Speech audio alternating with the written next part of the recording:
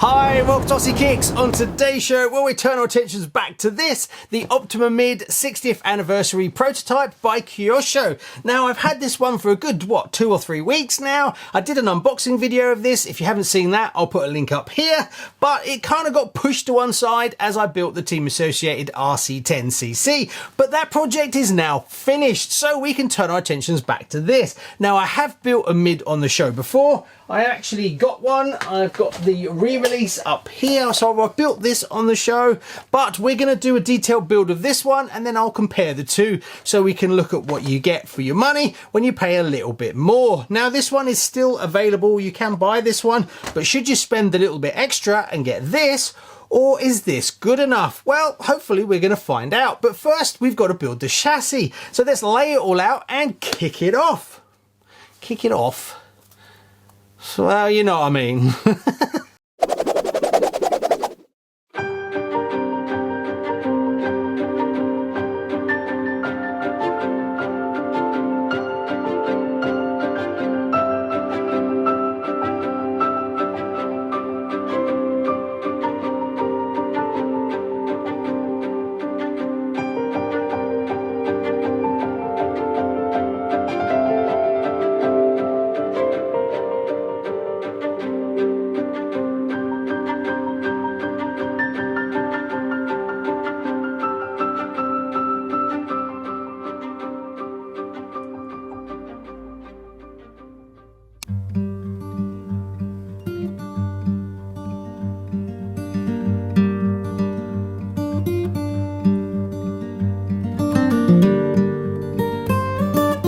When you fit this rail, make sure you put it the right way round as it has a taper on one side.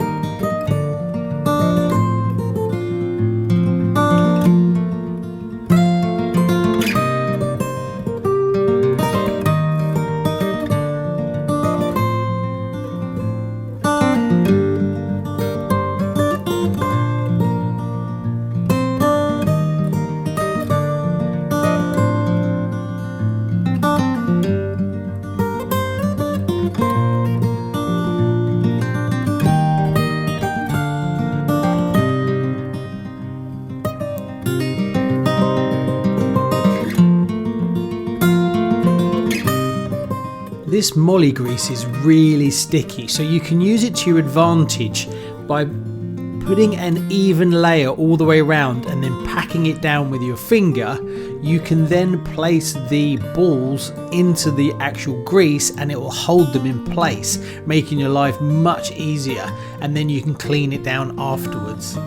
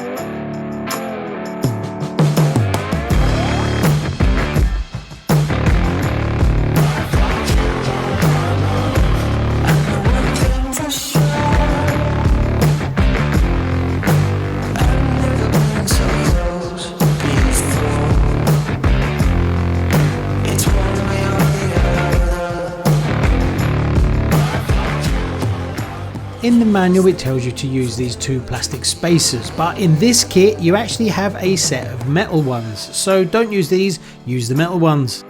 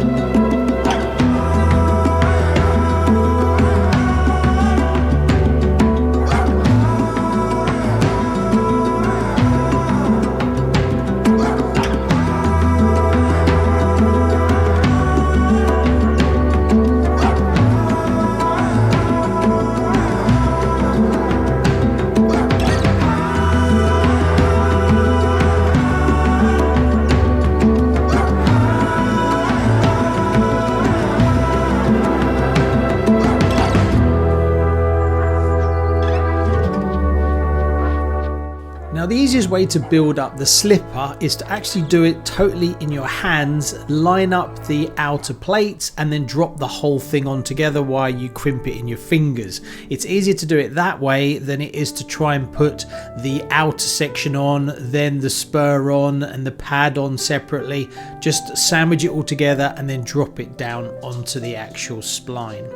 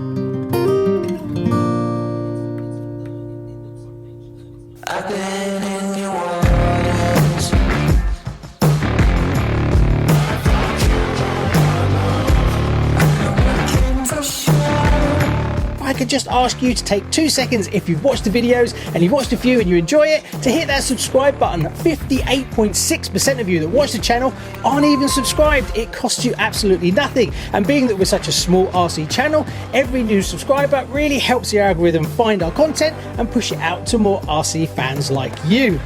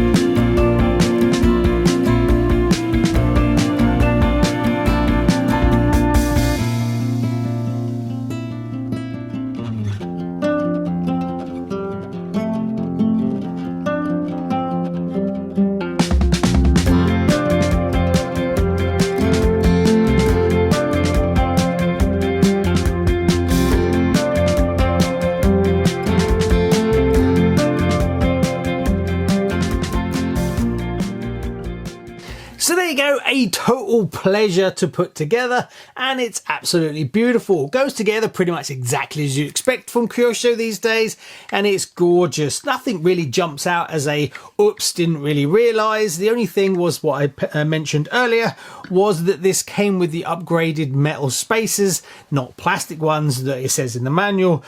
If you're thinking about getting one, definitely worth giving it a go, especially if you're a Tamiya person and you've never tried a Kyosho.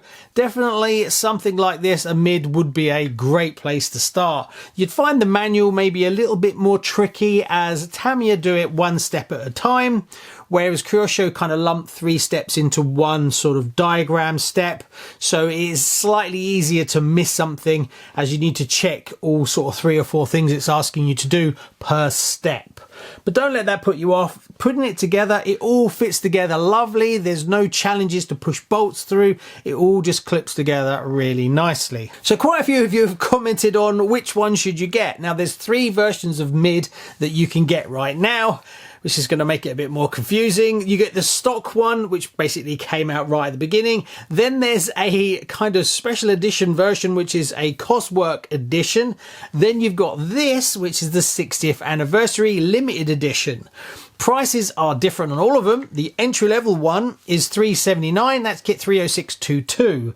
Then the Coswork edition is kit 30622KE, and that's $439. Then you get this one, which is the 87 World Spec one, which is a limited edition, at $459. So this one is £20 more expensive than the Coswork one. So which one should you get? Now most people wanted to know, should you get the Coswork one or should you get the limited edition 60th anniversary one? And what's the real difference between the two? So we'll cover the entry level one first. That's the one that came out right at the beginning. Now, when it first came out, you could actually buy it, and it came with 2 sets of decals to give you the Optima and then the Turbo Optima body sets. But that's now stopped as far as I know. So when you buy one, you'll just get the standard mid livery like you see up there. Then the Coswork one, they took that original kit and they've added some bits and pieces to it, a few carbon pieces. So the towers are now carbon, so is the side plate, so is the pivot block ends, they're in carbon as well. And the main big one is they've actually put 4 universal drive shafts for the front and rear and taken out the dog bones.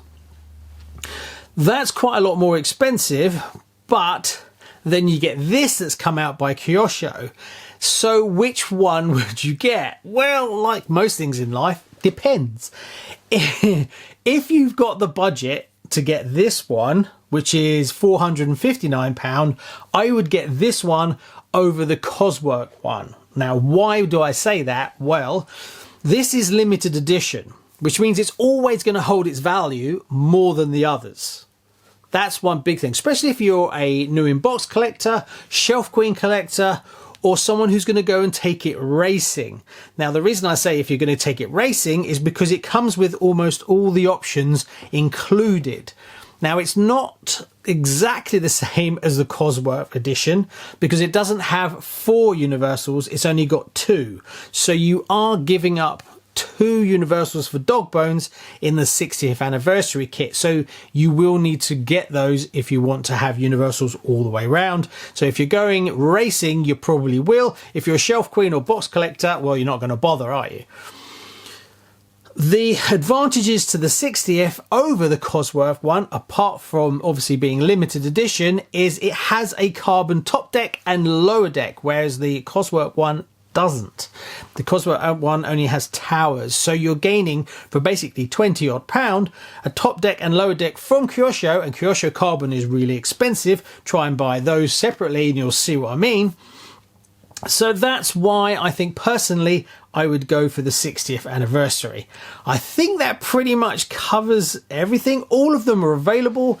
So if I had to have just the one, me personally, it would be this one. Now, obviously, if you don't like these wheels, you can get aftermarket versions of these in different colors if you decide to do a different body. JC Racing do this in white and a few other colors. So you're not kind of stuck to it.